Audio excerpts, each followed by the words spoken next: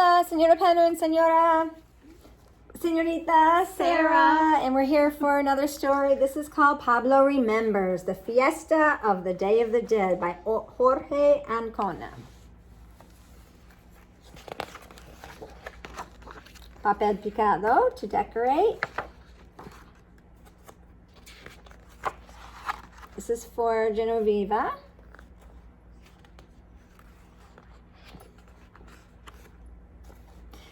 October 31st, All Hallows Eve.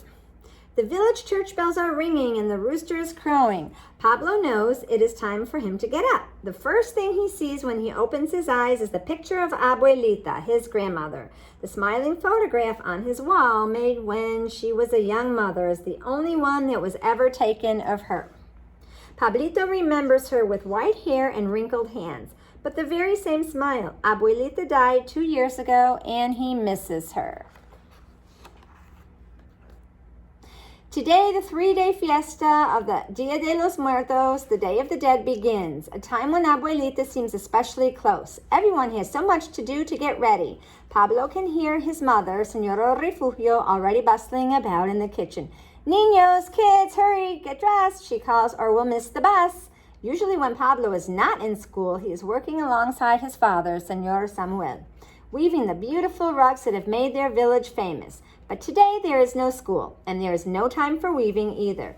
Today Pablo and his sister Shaula are going to help their parents shop in the big city market of Oaxaca.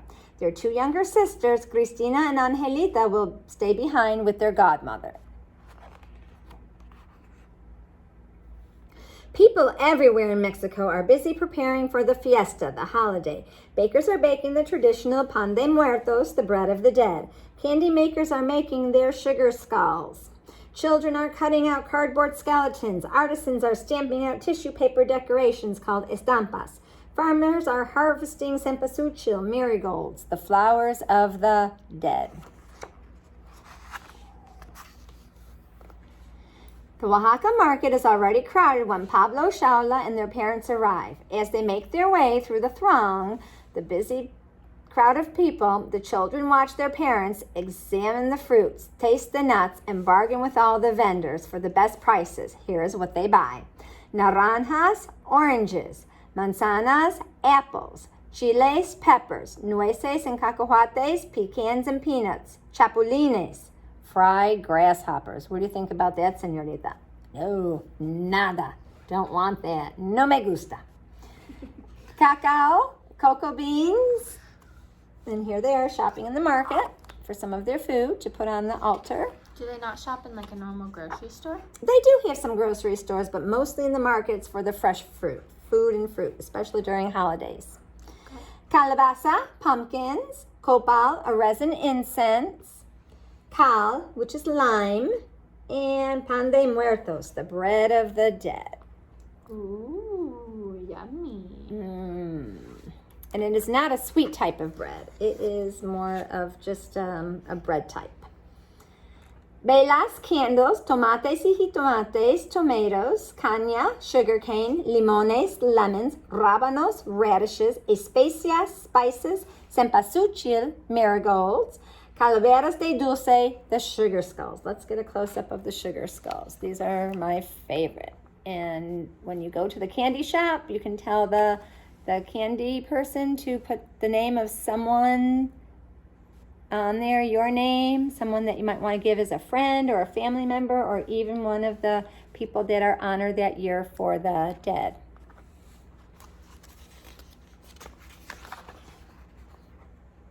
At last they have everything they need. Loaded down with packages, they catch the bus for their village. Is that the bus? That's the bus. It says Azteca. From the Aztec Indians, the traditional Mexican Indians. Back at home, Pablo, Shaula, Cristina, and Angelita make a children's altar. The altar will invite angelitos, the spirits of the dead children, to come back for a visit tonight. Everything on it is small. The children fill small baskets with nuts. They pour chocolate, hot cocoa, into small cups. They place sugar skulls decorated with their own names on the altar. Pablo lights the copal incense, and its smoke fills the room with its perfume. Flowers and fruits and toys complete their ofrenda or offering to the little spirits. Finally, Pablo lights the velita, the small candle, to light the way for the angelitos. It will burn all night long. By the time they have finished making their altar, it is time to go to bed. As Pablito falls asleep, he hears his mother still busy in the kitchen. She will be up late into the night cooking the chicken, soaking and cooking the corn kernels in lime, and making all the other preparations for the day ahead. And November 1st is All Saints' Day. The next morning, Señora Refugio prepares an early breakfast for the family. The children dip their pan de muertos, their bread of the dead, into the steaming cups of chocolate, hot cocoa. Atole is a treat for everyone, a warm drink made from ground corn that has been cooked in water. Then comes the chicken broth, served with large tortillas called tayudas, a hearty beginning to the special day. Everyone has plenty of chores to do after breakfast. They must clean the house and have all the food ready by 3 o'clock, when the family will begin to arrive. By then, the angelitos, the children's souls, will be ready to depart and leave, and the adults' souls will come and visit. Pablo fetches the water for his mother and cleans the yard. Shaula washes the dishes while Cristina and Angelita feed cornmeal to the chickens and turkeys. So they must live on maybe a farm. They have some animals roaming in their yard. Señora Refugio begins to prepare the traditional meal for the festival, tamales de mole. Let's get a little close-up of how they are preparing. They're doing everything not by electric machines, but by hand on old-fashioned grinding machines. Do they even do that now? Sometimes they do. The older traditional people who still live in the villages in Mexico, they don't have a lot of modern conveniences like we do, and that is how their lifestyle is different than ours, and even from those in the city. Where are we? First, she drains the lime water from the softened corn. She takes the kernels to a neighbor's mill, and the miller grinds it into a coarse dough. Señora Refugio kneels beside her metate to grind the chocolate, chiles, and especias for her mole sauce. Some metates have been used for centuries to grind food. So this is what we were talking about, the old-fashioned grinder that she is using to press the dough by hand and to put it through the machine, and then they just turn a hand crank to make tortillas and to grind food. While the señora dices the chicken she cooked last night, Shaula begins to make the tortillas. Using a little machine called a tortilladora, she presses the corn dough into small flat circles. Working together, the girls and their mother make the tamales. They cover each tortilla with mole sauce and chicken. They fold it, wrap it in corn husks, and tie it. When they have prepared all the tamales, Señora Refugio steams them in a large pot, and the wonderful smell of tamales de mole fills the air. Okay. Meanwhile, Pablo and his father have gone to the local market to buy some last-minute things for the grown-ups' ofrenda. They waited till midday so that the flowers for the altar would be fresh. They also buy long sugar canes with which to build an arch. It is nearly 3 o'clock. Time is running out. Pablito and Señor Samuel hurry home. When they arrive, Señor Samuel calls everyone to come to help finish building the large altar. Señora Refugio spreads a cloth on a table and centers a crucifix on it. Then the children and their parents pile the table high with pan de muertos, frutas, flores, cups of chocolate and atole, and special things that their dead relatives enjoyed during their lifetime. Their favorite foods, candies, or drinks. When the tamales are cooked, some will be placed on the ofrenda as well. Señora Refugio lights the wick in the bowl of the lamp oil in front of the crucifix. There is also a candle for each of the relatives. Get a close-up of the family's altar.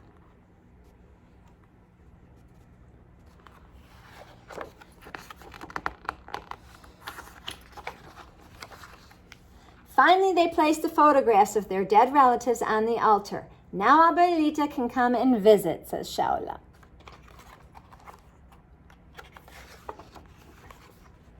Just as the altar is ready, the sounds of fireworks fill the air. That is the signal that the spirits of the dead are on their way home. For the next 24 hours, the church bells will toll and ring continuously. Teams of young men will take turns ringing them. So it is the sound of the church bells that alert the dead to cross over from their spirit world to back home where they were and find their house. And now we can eat, shouts Pablo. The smell of cooking tamales has been teasing his appetite all this time. Senora Refugio uncovers the steaming pot and fills a basket with tamales for the children. Their parents will eat later with the guests. After they have eaten, Pablito and his sisters put on their new clothes. The first guests will arrive any minute. The visiting will go on late into the night and into the next day. Aunts, uncles, cousins, grandparents, godmothers, and godfathers will all come. Each family will bring a canasta, a basket filled with pumpkin candy, flowers, and candles to place on the altar. They will stay a while to visit. Then they will fill their empty baskets with some of the food from the altar and go on to the next relative's house. In between receiving guests, Pablo's family also goes visiting, and Pablo runs off to play with some of his friends. It is a day filled with feasting, eating, talking, and play and laughter for everyone. And the fiesta goes on even after Pablo can no longer keep his eyes open. Here's the family walking through the village, visiting with their other relatives. And the last of the 3-day celebration is November 2nd. That is All Souls Day. The next morning, some of the villagers attend the church, which is decorated with tall candles, flowers, and offerings of food. This is the day when families go to the cemetery to decorate the graves and tombs of their relatives. The flowers for the graves must be fresh, so Senora Refugio makes one last trip to the market. She is too late to buy more purple cockscomb, but she manages to find some cempasúchil. At 3 o'clock, the bells stop ringing. A burst of fireworks erupts, signaling the departure of the spirits. Now Pablo and his family gather up flowers and a picnic and join all the other village families in the cemetery. Senor Samuel sweeps the area around the family tombs. Pablo helps his mother decorate the graves with flowers and fruits. Then the family sits together, eating, singing, laughing, and keeping their dead relatives company. Neighbors come and go, sharing in the celebration. The children play games around the tombs. One of Angelita's favorite is played with a coin and walnuts. The children poke the coin into the ground, and each one tries to hit it with a nut. The nuts that miss remain on the ground until one of the children hits the coin. That child wins and gets to keep all the nuts. Here's a close-up of the family at the cemetery now.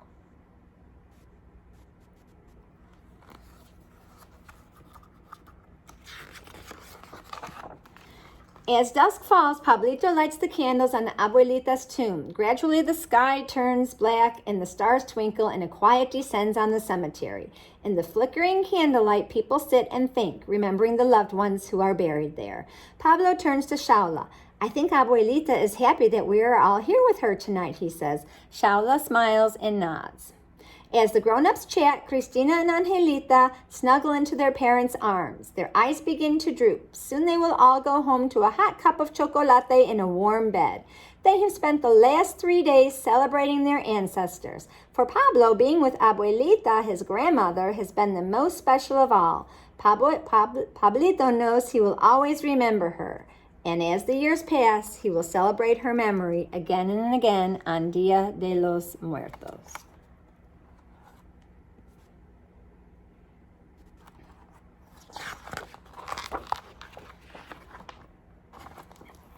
And these are just the skeletons that represent life and death in the calaveras. Okay, thanks for joining us. Adios. Hope you enjoyed the story. Adios.